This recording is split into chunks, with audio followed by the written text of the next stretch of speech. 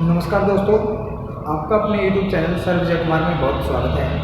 आज हम आपके लिए लेकर के आए हैं मैथमेटिक्स से एक बहुत इंपॉर्टेंट टॉपिक, नंबर सिस्टम। ये टॉपिक्स लगभग सभी कॉम्पिटिटिव एग्जाम के अंदर पूछा जाता है और आज हम जो करने वाले हैं वो हम करने वाले हैं रेलवे के बारे में। तो रेलवे के बारे में दोस्तों ये टॉपिक जो पूछा जाता है तो उसके अंदर जो क्वेश्चन आज तक पहले पूछे गए हैं उन क्वेश्चंस के बारे में हम डिस्कस करेंगे। चलिए शुरू करते हैं। फर्स्ट क्वेश्चन है दोस्तों जो कि एनटीपीसी स्टेट 2 के अंदर पूछा गया है। आपका दिया गया है 1 से 10 तक की संख्याओं का समूह दिया गया है आपको 55, 11 से 20 तक का निकालना है। तो हमारा फॉर्मूला जो होता है वो होता है n into n plus 1 divide by 2। तो इससे निकालते हैं हम। तो ये होता है सभी प्राकृतिक संख्याएं होती हैं उनका सम। बट यहाँ पे हमें क्या निकालना है कि 11 से 20 तक का निकालना है और 1 से 10 तक का दिया हुआ है। तो हम क्या करें, ये फॉर्मूला 20 तक लगा लें पहले और फिर 10 वाले को लगा करके इसमें से माइनस कर दें। तो हमारे पास क्या आ जाएगा, उत्तर आ जाएगा दोस्तों, जो वो हमारा उत्तर हो जाएगा।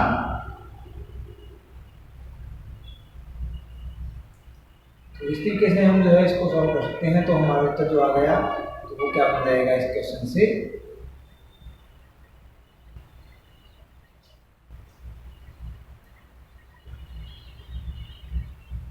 तो हमारा जो उत्तर मिल जाता है इस तरीके से। तो ये हमने फॉर्मूला लगाया दोस्तों। ये फॉर्मूला 210 पहले वाली का आ जाएगा आंसर, बट ये जो है इसमें से माइनस करना पड़ेगा क्योंकि हमें पूछा गया है जो वो 10 तक का नहीं, 10 से आगे की, मतलब 11 से लेकर के 20 तक का पूछा गया है। तो इसलिए हम इस तरीके से इस क्वेश्चन को करेंगे। ये था हमारा ये क्वेश्चन। इस टाइप में नंबर सिस्टम से क्वेश्चन पूछे जा रहे हैं आपके रेलवे एनटीपीसी के अंदर। इस तरीके से आप जो है उसको कर सकते हैं। नेक्स्ट है दोस्तों, यदि अब इसी तरीके से अब ये ट्यूब दिया गया है ट्यूब 1 से 10 तक की संख्याओं का, तो हमें निकालना है यहाँ पे सम संख्याएं दी गई है सब उनका। तो अगर हम इसके अंदर से 2 कॉमन ले लें सबके अंदर से तो हमारे अंदर यही बच जाएगा। तो हमने क्या किया, इस सभी के अंदर से 2 कॉमन ले लिया है। तो अगर हम 2 कॉमन लेते हैं, देखिएगा 2 अगर हम कॉमन ले लेते हैं इसके अंदर से तो क्या हो जाएगा अपने पास में, तो उसके अंदर हमने 2 कॉमन लिया तो हमारे अंदर यही बच गई संख्याएं। तो इसका हमने दे ही रखा है 2 कॉमन, 2 क्यूब कॉमन आ गया था हमारे पास में। तो 2 क्यूब क्या था 1, और ये इसकी वैल्यू हमें दी हुई है पहले ही 3025। तो इस तरीके से हम जो है इसको ठीक है कर सकते हैं। नेक्स्ट है दोस्तों,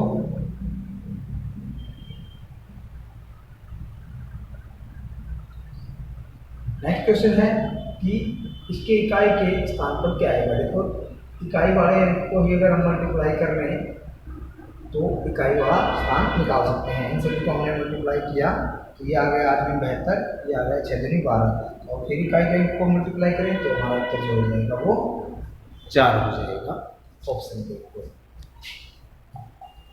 तो इस तरीके से हम जो है क्वेश्चन निकाल सकते हैं दोस्तों। नेक्स्ट है देखिए आप 4th क्वेश्चन।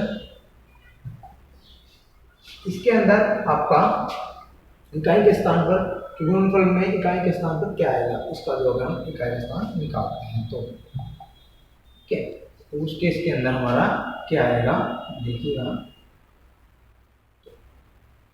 इसको किस तरीके से करेंगे हम कि इसके अंदर हमें गुणनफल के अंदर निकालना था तो इसको इस तरीके से हम जो निकाल सकते हैं।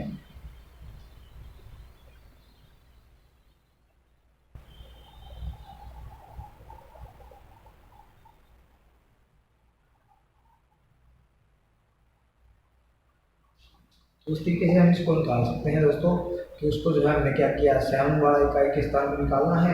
तो इकाई वाले को हमने क्या कर लिया है, हम उठा लेंगे और इकाई वाले को उठाने के बाद में क्या करेंगे, उसी की जो है पावर हम निकाल लेंगे। तो इसका मतलब 7 की पावर हम निकालें अगर जो है 754 तब हमारे पास में क्या बनता है, तो हमारे पास में मिल जाएगी इस तरीके से 752, और ये 2 इस तरीके से हम तोड़ सकते हैं इसको। क्या 752 में जो है 2 से 4 से कंप्लीट डिवाइड हो जाएगा, इसलिए हम जो है इसको छोड़ देंगे और फिर ये आ जाएगा 2 पावर में क्या आएगा, आपका आ गया 9, आपका आंसर हो जाएगा। ये हो जाएगा, इस तरीके से हम इसको क्वेश्चन को निकाल सकते हैं। नेक्स्ट है कि वह संख्या, लघुत्तम संख्या कौन सी है जिसे 18,000 को विभाजित करने पर एक पूर्ण घन बनता है। तो 18,000 को अगर हम विभाजित करें और वो पूर्ण घन बन जाए तो ऐसी लघुत्तम संख्या हमें बतानी है। तो उसको हम किस तरीके से निकालेंगे, देखिएगा कि 18,000 को विभाजित करें, इसका मतलब क्या हो गया, 18,000 के टुकड़े कर लिए, 18 × 10 × 10 × 10। तो ये देखिएगा ये पूर्ण घन है, तो अगर हम इसको 18 से विभाजित कर दें तो ये क्या हो जाएगी, कंप्लीट संख्या ही पूर्ण घन हो जाएगी। तो इस तरीके से हम इसको कर सकते हैं। नेक्स्ट है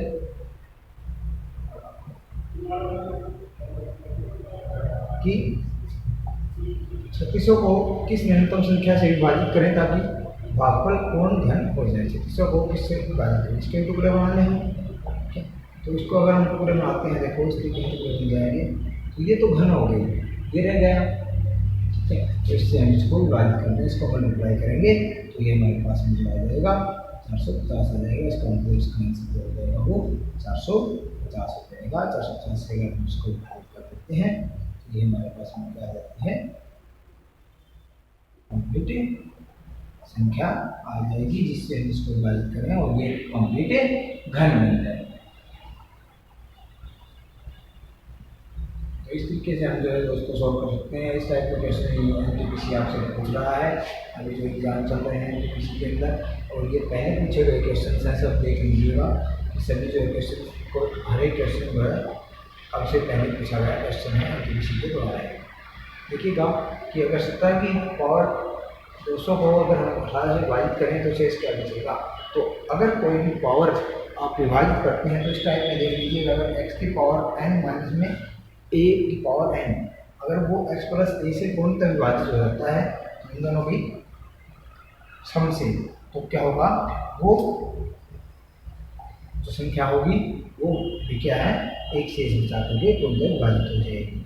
क्या उसका शेष क्या बच जाएगा, देखिएगा कि इसको हमने तोड़ दिया, ठीक है। तो इन दोनों को ऐड करेंगे तो 18 आ जाएगा, इससे विभाजित हो सकता है, इसलिए विभाजित करने की जो शेष आ जाएगा वो 1 आ जाएगा। इस टाइप के हर एक क्वेश्चन के अंदर शेष जो बचेगा वो 1 बच जाएगा।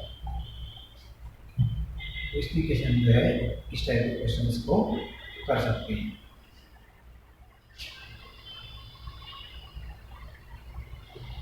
ये था इस टाइप के क्वेश्चन के अंदर। इसी तरीके से हम जो है और भी क्वेश्चन करते हैं।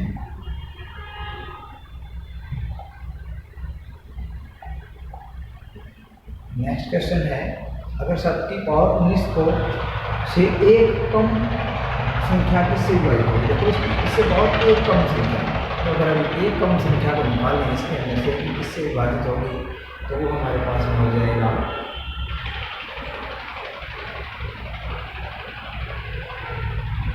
ठीक है दोस्तों। तो हम जानते हैं कि x की पावर n माइनस में 1 हमेशा ही x माइनस 1 से विभाजित होती है। तो इसको हम 7 की पावर से को इसकी माइनस में 1 करें तो उससे विभाजित होगी, तो हमेशा ही क्या होगा, -1 से। इसको 6 से विभाज्य कर सकते हैं, कम किया ना तो 6 से विभाज्य कर सकते हैं। अगर हम प्लस करेंगे तो क्या हो जाएगी, उससे आगे वाले से विभाज्य हो जाएगी, ठीक है। नेक्स्ट है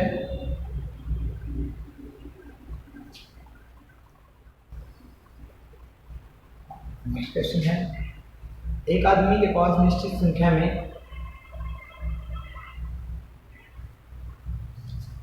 छोटे बक्से हैं, जिसको अगर हम मान लिया 3 4 5 6 इस तरीके से रखते हैं पार्सल में बक्से, तो क्या होता है, एक बक्सा बच जाता है, उसके पास एक बच जाता है और साथ में रखते हैं तो कोई भी नहीं बचता है।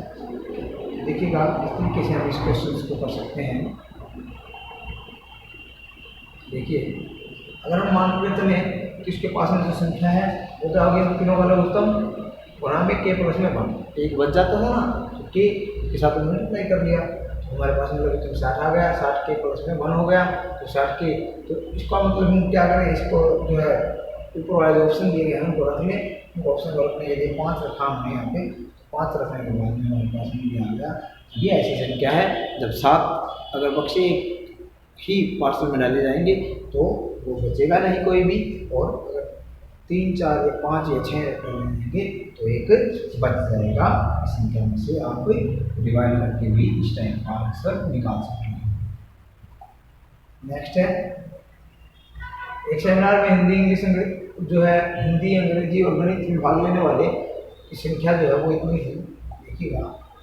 तो यदि प्रत्येक कमरे में भाग लेने वाले समान संख्याएं बढ़ाया जाए तो तब सभी एक ही विषय के हों तो अपेक्षित कमरों की न्यूनतम संख्या ज्ञात करें। देखो, एक ही विषय के हों सभी तो अपेक्षित कमरों की न्यूनतम संख्या क्या करनी है, तो हम उनका क्या लेते हैं, महत्तम समापक ले लेते हैं और इन सबसे डिवाइड कर लेते हैं, उनको ऐड कर लेते हैं। इन सबका महत्तम समापक 12 आ जाएगा आपका, और इसको डिवाइड किया और उसको क्या कर दिया, ऐड कर दिया, उसकी कमरों की संख्या होगी। इस टाइप के क्वेश्चन बहुत ही इजी क्वेश्चन इस टाइप में हम निकाल लेते हैं, इस टाइप के क्वेश्चन को। नेक्स्ट है कि पी वाई ए जो है वो 0.25 है, तो इनकी वैल्यू हमें निकालनी है 2a, ठीक है। तो पी वाई ए की वैल्यू निकालनी है, तो देखो दोस्तों क्या करेंगे, हम इस बी वाई ए को, इस बी ए को जो है ना डिवाइड कर लेते हैं सबसे, हमारे पास में देखो क्या आ जाएगा,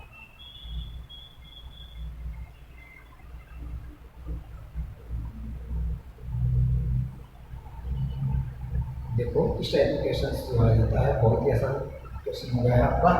बी वाई ए की वैल्यू दी गई है 25 टाइम में 100 लिख सकते हैं, 1/4 लिख सकते हैं, इसको बी वाई ए की वैल्यू होगी 1/4। तो इसको हम डिवाइड कर लें, इसके अंदर से एक कॉमन ले लें, तो एक कॉमन लिया, ऐसे ही कैंसिल हो जाएगा। बी वाई ए की वैल्यू आप जानते ही थे, तो जैसे ही इसको हम सॉल्व करते हैं तो हमारे पास में जो आंसर आ जाएगा वो क्या आ जाएगा, इसके सॉल्यूशन के बाद में तो ये आ जाएगा आपके पास में आंसर 9 मीन्स 1। तो मोस्टली ऐसे क्वेश्चंस जो होते हैं उनके अंदर आंसर क्या होता है 1 या 0 होता है, लगभग आप ध्यान रखिएगा और सॉल्व करके इस तरीके से देखना है जैसे हमने अभी किया है।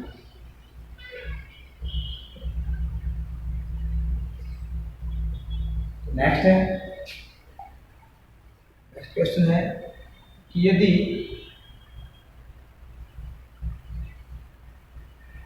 x प्लस में x 1/x वो जो है 2 है और x माइनस में 1/x स्क्वायर निकालना है, तो पहले क्या करेंगे, इसके स्क्वायर को निकालना। देखो हमारे पास में एक फॉर्मूला आता है, जैसे कि x माइनस में a माइनस में b का whole square equal to a plus b whole square minus 4, ये हमारे पास में फॉर्मूला होता है। इसी फॉर्मूला को हमने लगाया, तो इसकी वैल्यू हमें दे रखी है 2, तो हमारे पास में 4 उसके माइनस में है, तो 4 माइनस 0, हमारे पास में आंसर आ जाएगा x माइनस का 1/x का 0।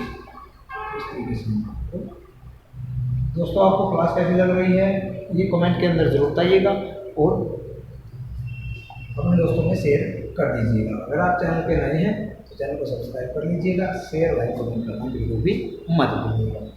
चलिए नेक्स्ट करते हैं कि यदि राम श्याम और एक आम देता है तो दोनों के पास बराबर आम हो जाते हैं, लेकिन यदि श्याम राम को एक आम देता है तो राम के पास श्याम से 3 गुने आम हो जाते हैं, तो उनके पास आमों की संख्या है। दोनों के पास बतानी है दोस्तों आमों की संख्या। सिंपल सी बात है दोस्तों, अगर मान लिया ऑप्शन से भी करना चाहेंगे कि राम श्याम को देता है, देखो राम श्याम, राम अब इसको दे दे, दोनों के पास में बराबर हो गए, बट ये अगर इसको दे दे इसके पास में 5 हो गए, ठीक है, तो इसके पास में 1 ही रह गया, तो उससे क्या हो गया 3 गुना नहीं हुआ। सिंपली इसमें से करें कि अगर ये इसको दे दे 1, ठीक है, तो ये क्या हो जाएगा यार, ठीक है, बराबर नहीं हुए तो वैसे ही कैंसिल हो गया, ये इसको दे दे तो बराबर हो गए, ठीक है, ये 4 इसके 3 होने नहीं होंगे, ठीक है। नेक्स्ट पे आते हैं कि अगर ये इसको दे दे तो ये क्या हो गई 6 हो गई, यहाँ 2 रह गया, ये 3 गुने हो गए, और जो है अगर ये इसको दे दे तो यहाँ हो गई 4, यहाँ पे 4 रह गए, बराबर भी हो गए, दोनों कंडीशंस फुलफिल हो रही हैं, इसलिए यहाँ से इस तरीके से इसको हम ऑप्शन के द्वारा सॉल्व कर सकते हैं। तो इस तरीके से भी हम ऑप्शन के द्वारा क्वेश्चन को सॉल्व करते हैं। उसको ऑप्शन का भी आप ध्यान रखें, जैसे अगर आपको करना चाहें तो आप लोग इस तरीके से कर सकते हैं कि अगर ये देता है राम उसको तो उसके अंदर जुड़ जाएगा तो उसके बराबर है, तो उनसे इक्वेशन बन जाएगी आपके पास में x minus Y equal to, और 3 गुना हो जाते हैं तब ये देता है उसको x को दूसरे, तो तब आपके पास में इस तरीके से इक्वेशन आ जाएगी। तो आपके पास में इस तरीके के इक्वेशन आने के बाद में तो समीकरण 1 और 2 दोनों के अंदर से जो आप क्या कर लेना को घटाने से आपके पास में 2y आ जाएगा बराबर 6 के और y आ जाएगा 3 के। तो इस तरीके से x की वैल्यू निकाल लेंगे तो आपके पास 5 और 3 उत्तर हो जाएगा। नेक्स्ट है दोस्तों, नेक्स्ट है कि अपर्णा एक केक को 2 आधे भागों में काटती है था, उसमें से आधे भाग को एक समान आकार के छोटे टुकड़े क्या कार का वजन 20 ग्राम है, ठीक है। प्रत्येक छोटे टुकड़े में से एक और आकार लेते हैं। देखो दोस्तों क्या कह रहे हैं कि एक केक था मान लिया, उसको उसने आधे भाग में काटा, तो उस आधे भाग में से भी प्रत्येक छोटे टुकड़े के आकार का वजन, ठीक है, तो कितना है 20 ग्राम। तो इसके प्रत्येक छोटे टुकड़े इसके बीच में क्या कर लिए आपके टुकड़े कर लिए, आधे भाग के समान आकार के छोटे टुकड़े में काट दिए। उसके पास केक को मिलाकर 7 टुकड़े हैं। देखो 6 तो इसके हो गए और 1 इसका हो गया, ये तो ये 7 टुकड़े हो गए। तो मूल केक का वजन कितना था, तो इस तरीके से मूल केक का वजन निकालना है। देखो सिंपली अगर हम लेकर कितने टुकड़ों की संख्या 7 हो गई, ठीक है, आधा भाग हो गया, ठीक है, 1/2 के भाग में भी 6 टुकड़े हो गए, तो एक टुकड़े का जो वजन था वो था 20 ग्राम, 6 टुकड़े का 120 हो जाएगा। तो इसी तरीके से जो है देखो दोस्तों हमने जो काटा था तो वो क्या काटा था इस तरीके से, तो उसके छोटे टुकड़े काटे थे यहाँ पे इस पार्ट के, तो इसका अगर 120 आ गया तो उसका भी 120 ही होगा, तो टोटल मिलाकर के कितना हो जाएगा 240। इस तरीके से आप क्वेश्चन कर सकते हैं। नेक्स्ट पे चलते हैं, दो क्रमिक विषम पूर्णांकों के वर्गों के बीच का अंतर सदैव किसके विभाज्य होता है। तो दो क्रमिक विषम पूर्णांक अगर हम देखेंगे इसमें हम शॉर्ट में देखेंगे कि 3 और 5 विषम पूर्णांक ले लिए हमने, दोनों का स्क्वायर किया, उनका अंतर किया, तो हमारा आ गया 16 क्या हो सकता है 8 और गुना में 2 हो सकता है, ठीक है। इस तरीके से कर सकते हैं आप। फिर इससे आगे वाले अगर हम लें, इससे आगे वाले अगर मान लिया हम दो क्रमिक 5 और 7 भी ले सकते हैं, तो 5 और 7 लिया, तब उस केस के अंदर हमारे पास में दोनों का स्क्वायर किया हमने, दोनों का स्क्वायर करने के बाद में 24 आ गया, तो 8 और 3, मतलब देखो इसके अंदर भी 8 आ रहा है, इसके अंदर भी 8। उसने ये पूछा है कि किससे जो है वो विभाज्य होगा, तो किससे विभाज्य हो जाएगा 8 से विभाज्य हो जाएगा हमारा दो क्रमिक पूर्णांकों के स्क्वायरों का अंतर। नेक्स्ट है, यदि 4 क्रमांक प्राकृतिक संख्याओं के गुणनफलों को प्राकृतिक संख्या p से बढ़ा दिया जाए तो यह पूर्ण वर्ग बन जाता है। ये कमान कहते हैं। देखो 4 पूर्णांक हैं, इनको बढ़ा दिया गया, p से बढ़ा दिया गया, इनका गुणा होगी 24। तो कितना बढ़ाएं इसके अंदर 1 जोड़ दें, p की वैल्यू मतलब 1। ऐसे ही अगर मान लिया कोई और ऑप्शन ले लेते हैं, 4 क्रमांक ही लेते हैं, इससे आगे वाले 2 3 4 5 लेते हैं, उनकी गुणा की हमने, गुणा आ गई, मल्टीप्लिकेशन गुणनफल आ गया 120। तो इसको अगर हम इसके अंदर क्या जोड़ेंगे कंप्लीट बन जाए, तो उसके अंदर अगर हम जो है 11 का स्क्वायर बनाने के लिए क्या जोड़ेंगे 1 जोड़ दें तब भी बन जाएगा। तो p की वैल्यू जो आ गई वो क्या आ गई 1 होगी। इसका मतलब अगर हम 1 अगर p जोड़ देते हैं इसके अंदर तो क्या बन जाएगा आपका आंसर हो जाएगा 1, तो पूर्ण वर्ग बन जाता है। नेक्स्ट है, तो इस तरीके से हम जो है नेक्स्ट क्वेश्चन पे चलते हैं दोस्तों। नेक्स्ट क्वेश्चन है आपका, एक परीक्षा में एक विद्यार्थी प्रत्येक सही हल के लिए 4 अंक प्राप्त किए उसने, और 1 अंक खो देता है अगर गलत देता है। तो 75 प्रश्नों के हल किया, 125 अंक प्राप्त किए। देखिएगा अगर हम मान के चले कि सही प्रश्नों की संख्या थी उसकी x, तो गलत प्रश्न कितने हो गए 75 बटा में x, ठीक है, तो 4x, ठीक है। फिर 4 नंबर जो है उसके आपके फर्स्ट क्वेश्चन के सही वाले के और जो है एक नंबर उसका ही है, तो एक नंबर इसके हाथ में क्या है तो 125 आ गया। तो एक्स की वैल्यू क्या आ गई 40, तो सही पर्सन की संख्या क्या थी आपकी 40। इस टाइप में क्वेश्चन सॉल्व करना है आपने, दोनों को मान लेना है, पहले सही को फिर गलत को, फिर दोनों का सम करके निकाल लेना है जितना दिया हुआ है और उसको हम एक्स की वैल्यू में बताएगी। एक्स हमने क्या माना था, सही क्वेश्चन माना था, सही क्वेश्चन की ही संख्या उसने पूछी थी। इस टाइप में भी आप सॉल्व कर सकते हैं। और वैसे सिंपली अगर आप ऑप्शन से करना चाहें तो ऑप्शन से भी क्वेश्चंस हो सकते हैं। नेक्स्ट है, एक व्यक्ति को लक्ष्य पर निशाना बनाने के पर 1 रुपया मिलता है और लक्ष्य से चूक जाने पर हर बार 1 रुपया देना पड़ता है। तो उसे 100 बार प्रयास करने दिया गया और उसने 30 रुपये प्राप्त किए। उसने कितनी बार लक्ष्य सही निशाना लगाया, सही निशाना कितनी बार लगाया। देखिएगा अगर दोस्तों हम सिंपली अगर ऑप्शन से करके चले कि 60 बार अगर उसने निशाना लगाया तो 60 रुपये तो उसने ले लिए, ठीक है, तो वो मतलब 40 बार चुक गया होगा, ठीक है, तो हमारे पास में कितने बच गए 20 ही रुपये बचे दोस्तों। अगर मान लिया उसने 65 बार निशाना लगाया तो उसने 65 रुपये तो ले लिए, ठीक है, और अगर हो चुका कितनी बार 35 बार, तो 35 उसमें से माइनस करें कि 30, वो क्या कह रहा है पर्सन के अंदर यही कह रहा है कि जो है 30 रुपये वो लेकर के जाता है, तो उसका मतलब 30 रुपये तो इसी में बच रहे हैं। तो हमारे पास अपना जो आंसर हो जाएगा वो क्या हो जाएगा 65 अपना आंसर हो जाएगा। तो इस तरीके से भी हम ऑप्शन से भी आप क्वेश्चंस को कर सकते हैं और इस तरीके से आप एक्स मान करके भी उस क्वेश्चंस को सॉल्व कर सकते हैं। नेक्स्ट पे चलते हैं। देखिएगा 1050 को 1500 आदमियों था औरतों के बीच इस प्रकार बांटा जाता है कि प्रत्येक आदमी को 1 रुपये और प्रत्येक औरत को 50 पैसे प्राप्त होते हैं। तो औरतों की संख्या कितनी है? देखो ऑप्शन से अगर हम करें तो औरतों की अगर संख्या 800 होगी, देखिएगा तो 50 पैसे मिलेंगे और उसको 400 रुपये मिल गए, ठीक है। तो 1500 आदमी थे तो 800 रुपये 700 वो हो गई, मतलब आदमी हो गए, औरतों की बजाय, ठीक है। 700 आदमी हो गए, 700 1 रुपया तो 700 ये हो गए, तो मतलब रुपये कितने हो गए दोस्तों 1100 हो गए। तो बट हमारे पास में 50 दिया हुआ है। नेक्स्ट पे चलते हैं। अगर 900 औरतें रही तो 900 औरतों के 450 रुपये हो गए, 50 पैसे मिल रहे हैं ना उनको। तो और इसके अलावा 900 के अलावा कितने रह गए ये, ठीक है 600 रह गए। तो ये 600 रुपये क्योंकि आदमी को 1 रुपया मिल रहा है, तो इन दोनों को ऐड करेंगे तो ये आ गया 1050। तो इसका मतलब हमारे पास में जो उत्तर बन जाएगा वो हमारा 900 ही हो जाएगा। तो इस तरीके से हम जो है दोस्तों कर सकते हैं। तो हमारे पास में जो ऑप्शन है ऑप्शन से भी हम क्वेश्चंस को सॉल्व कर सकते हैं। तो इस तरीके से आप ऑप्शन से क्वेश्चन सॉल्व करना भी सीख लीजिएगा कि ऑप्शन से किस टाइप में सॉल्व होते हैं क्वेश्चंस। नेक्स्ट पे चलते हैं दोस्तों। देखिएगा नेक्स्ट है आपका,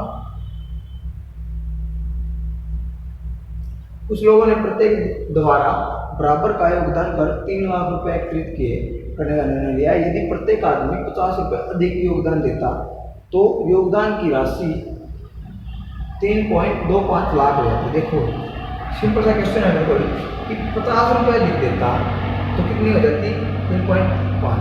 तो पहले कितनी की, इसका मतलब अगर 50 रुपये अधिक दे रहे हैं तो 3.5 लाख मतलब 25,000 रुपये अधिक हो रहे हैं।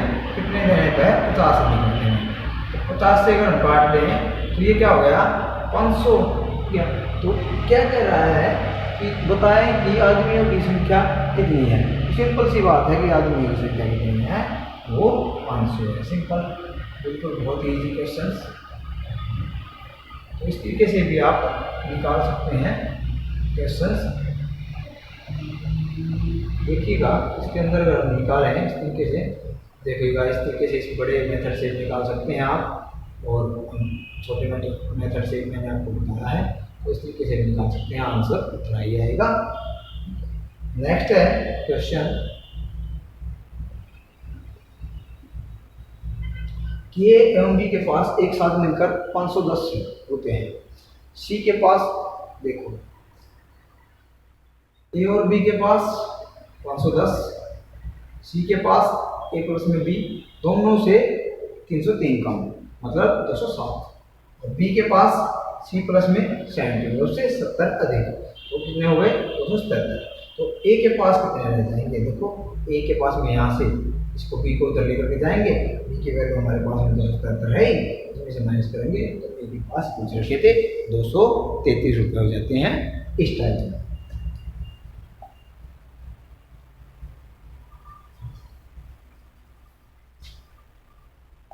नेक्स्ट क्वेश्चन पे चलते हैं दोस्तों।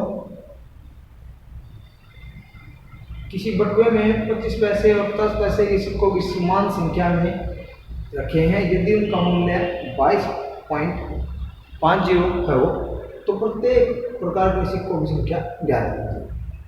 अब देखिएगा कि जो 50 पैसे हैं वो क्या है, रुपए का आधा हिस्सा है, तो 25 पैसे हैं वो रुपए का 1/4 हिस्सा है। तो इस तरीके से हम इसको डिवाइड कर लेते हैं कि रुपए का देखो आधा हिस्सा और रुपए का 4th हिस्सा वो किसके बराबर है, वो आपको दे ही रखा है कि वो 22.50 के बराबर है। तो इसको हमने ऐड किया, तो ऐड करने के बाद में ये आ गया आपके पास में एक्स की वैल्यू निकालनी थी, हमारे पास में 30 आ गई प्रत्येक प्रकार के सिक्कों की संख्या। एक्स ठीक है ना, एक्स प्रत्येक प्रकार के सिक्कों की संख्या, तो इस तरीके से आप निकाल सकते हैं। इस तरीके से हम निकाल सकते हैं दोस्तों किसी भी प्रकार के सिक्कों की संख्या, सिक्कों के पूछे गए हैं तो इस टाइप में भी आप निकाल सकते हैं। नेक्स्ट है, किसी व्यक्ति के पास कुछ मुर्गियां और गायें हैं, इनके पैरों की संख्या 140 और मस्तकों की संख्या 48 है, तो मुर्गियों की संख्या होगी, देखो ये कह रहा है कि मस्तकों की संख्या 48, मुर्गियों की संख्या बतानी है और मुर्गियां और कुछ गायें हैं, तो मस्तकों की संख्या, मस्तक तो दोस्तों एक ही होगा और पैर क्या हो सकते हैं अलग अलग हैं, तो इस तरीके से अगर हम निकाल लें, देखिएगा इसका क्वेश्चन अपने पास में आ जाएगा।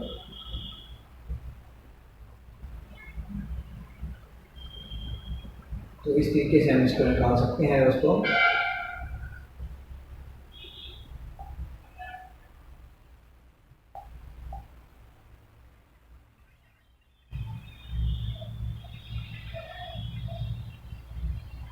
तो अगर हम यहाँ से मुर्गियों की संख्या निकालते हैं तो हमारे पास में देखिएगा कैसे बनती है कि मुर्गियाँ हमने मानी एक्स से और वाई से मानी गाय। तो अगर हम 140 पैरों की संख्या लेते हैं तो मुर्गियों के 2 ही होते हैं, गाय के 4 होते हैं, इसलिए इनकी संख्या है। सिर्फ दोनों के एक ही होते हैं, इसलिए दोनों को ऐड कर दिया जाएगा। दोनों इक्वेशंस को अगर हम सॉल्व करें, इसको हम सेकंड इक्वेशंस को 2 से मल्टीप्लाई कर लेते हैं या 4 से मल्टीप्लाई कर लेते हैं और उसको घटा देते हैं, तो हमारे पास में x की वैल्यू आ जाती है 26। तो x क्या मानी थी, मुर्गियाँ ही थी, तो x मुर्गियाँ ही, तो इसका मतलब क्या होगा, अपने पास में आंसर ही सीधा हो गया 26। तो मुर्गियों की संख्या जो हमने निकाली थी दोस्तों 26 मुर्गियाँ हो गई और आपके पास में गाय बाकी रही। नेक्स्ट है कि कुछ घोड़े और उतनी ही संख्या में आदमी कहीं जा रहे हैं। आदमियों में आधे घोड़ों के स्वामी उनके घोड़ों की पीठ पर सवार हैं और शेष घोड़ों के आगे पकड़कर चला रहे हैं। यदि भूमि पर चलने वाले कदमों की संख्या मतलब पैरों की संख्या दी गई है 100 दी गई है, तो तब उस केस के अंदर हमारा क्या हो जाएगा, देखिएगा कि घोड़ों की संख्या मान लिया 2x, ठीक है, आदमी की संख्या भी उनके बराबर है, तो इसलिए तो पैदल चलने वाले आदमी की संख्या दी है, इसलिए हमने 2x माना, आधा करने पे x आ गया, ठीक है। तो घोड़ों के पैर की संख्या और पैदल चलने वाले आदमी की संख्या के पैरों की संख्या हो गई 100, ये बता रखा है पहले, ये हमने इनको ऐड कर लिया है कि पैर संख्या और घोड़ों की 4 होगी, आदमियों की 2 होंगी, इसलिए उनका सम हो गया 100, तो 10x बराबर में 100 आ गया। तो इस तरीके से अगर आप करें कि कितना हो जाएगा आपके पास में, x की वैल्यू आ गई आपकी 10 और 2x की वैल्यू हमने निकालनी थी, क्योंकि हमने जो 2x माना है वही तो पूछ रखा है इसके अंदर कि क्या कहा है उनमें घोड़े कितने हैं, तो घोड़ों की संख्या हमने क्या मानी 2x मानी है, तो 2x ही हमने यहाँ पे निकाल ली, 2x पे आ गया 20 इस तरीके से हम आंसर निकाल सकते हैं। ये हो जाएगी घोड़ों की संख्या।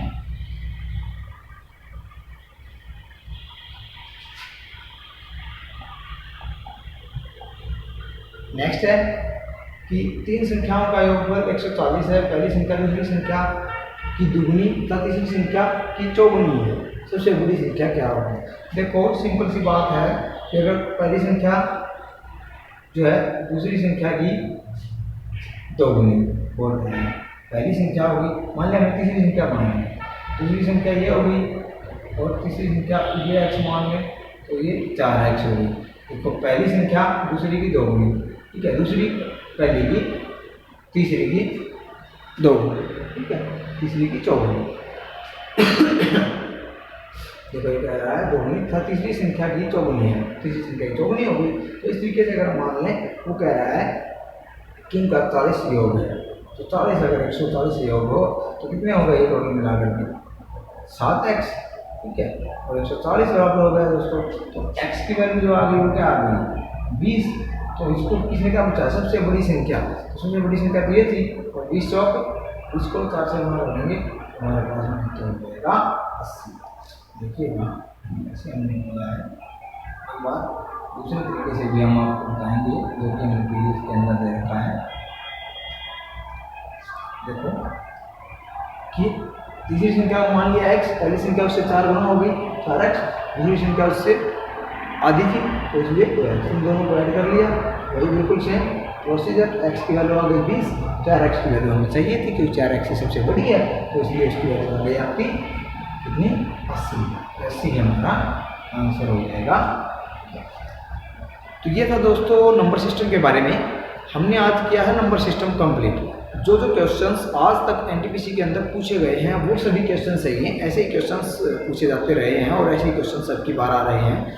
तो मैं आप लोगों से रिक्वेस्ट करना चाहूँगा, अगर आप चैनल पर नए हैं तो सर विजय कुमार चैनल को सब्सक्राइब कर लीजिएगा और